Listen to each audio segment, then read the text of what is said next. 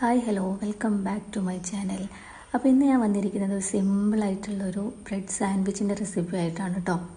അപ്പം വീഡിയോ എല്ലാവർക്കും ഇഷ്ടമാവുകയാണെങ്കിൽ please share and subscribe and like. Okay, അപ്പം സിമ്പിളായി ചെയ്യാവുന്ന ഒരു രീതിയാണ് ഇപ്പോൾ ഇതിൽ കാണിക്കുന്നത്. നമ്മുടെ വീട്ടിലുള്ള ഇൻഗ്രീഡിയൻസ് വെച്ചിട്ട് മാത്രം നമുക്ക് ചെയ്യാവുന്നത്.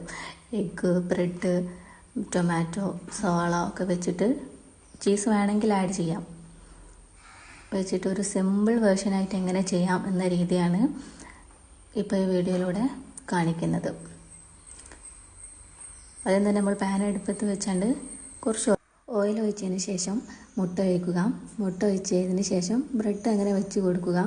പിന്നെ തിരിച്ചിട്ടായിട്ട് ഒരു ചീസിൻ്റെ സ്ലൈസ് വെച്ച് കൊടുക്കുക.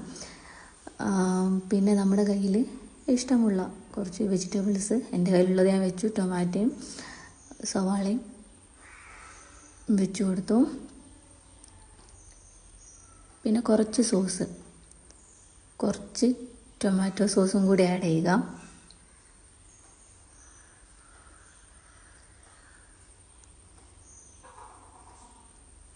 അപ്പോൾ നമ്മുടെ ബ്രെഡ് സാൻഡ്വിച്ച് റെഡി ആയിട്ടുണ്ട്.